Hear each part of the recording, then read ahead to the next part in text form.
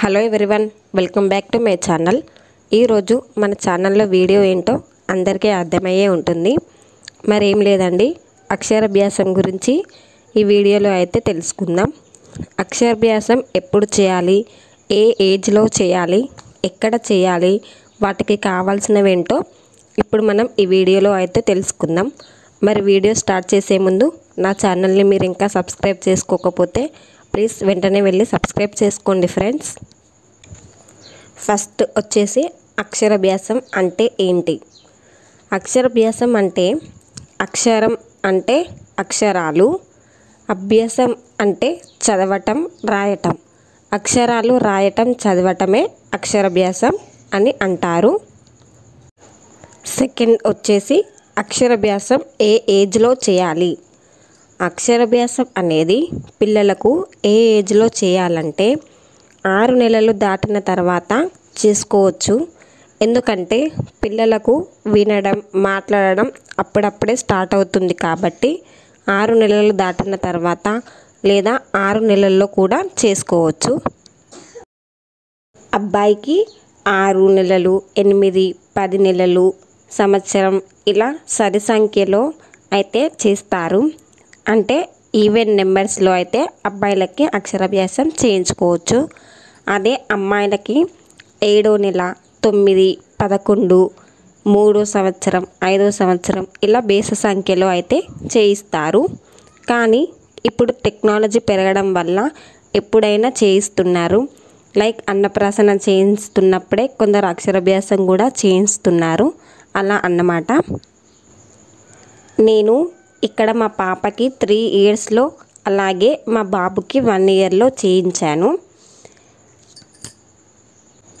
Next third one వచ్చేసి అక్షరాభ్యాసం ఎప్పుడు చేయాలి? అక్షరాభ్యాసం అనేది చాలామంది తిథులు, నక్షత్రాలు చూసి చేయిస్తారు.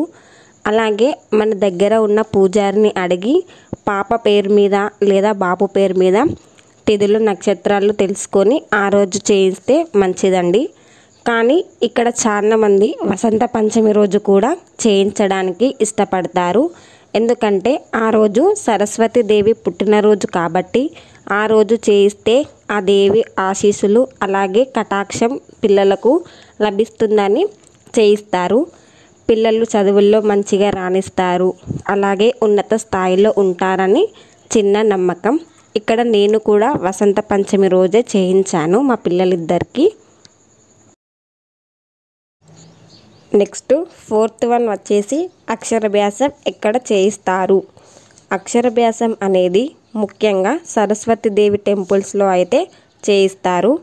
కానీ మీకు అంత వీలు లేనప్పుడు మన ఊర్లో ఉన్న గుడి లేదా చిన్న వేరే టెంపుల్స్లో కూడా చేయించుకోవచ్చు.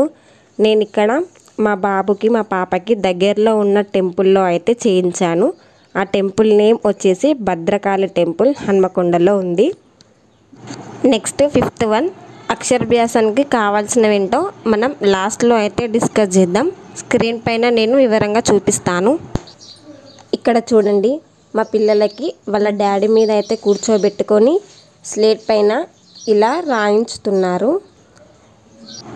ఓం నమః శివాయ సిద్ధం నమః ఇలా రాపియాలి. కానీ మా బాబు చూడండి రాయట్లేదు, వాడి ఇష్టం ఉన్నది వాడు రాస్తున్నాడు. కానీ మా బాబు కన్నా మా పాప అయితే వాళ్ళ డాడీ చెప్పినట్టు చెప్పి అలాగే రాసిందండి. మొత్తానికైతే మా పిల్లల అక్షరాభ్యాసం అయితే జరిపించామండి. ఆ టెంపుల్లో ఆ రోజు వసంత పంచమి కాబట్టి చాలా రష్ ఉండే. సో నేను వీడియో మొత్తం తీయలేకపోయాను, పూజా విధానం అలా. సో సింపుల్గా అయితే ఇలా చేసుకున్నాము. చూడండి, పూజారి దగ్గర ఆశీర్వాదాలు అయితే తీసుకుంటున్నారు మా పిల్లలిద్దరూ. అక్షరాభ్యాసం అయిపోయిన తర్వాత చూడండి, మొత్తం గుడి మొత్తం తిరుగుతున్నారు ఇద్దరు. ఫొటోస్ తీయమంటున్నారు. అక్కడ చాలా మంది ఉండడంతో మేము సరిగ్గా ఫొటోస్ కూడా తీయలేకపోయాము. సో మీరు కూడా మీ దగ్గరలో ఉన్న టెంపుల్స్లో లేకపోతే వీలుంటే సరస్వతి దేవి టెంపుల్స్లో కూడా చేయించుకోవచ్చు. అక్షరాభ్యాసం చేయించడం వల్ల పిల్లలకి చదువు అనేది బాగా వస్తుంది.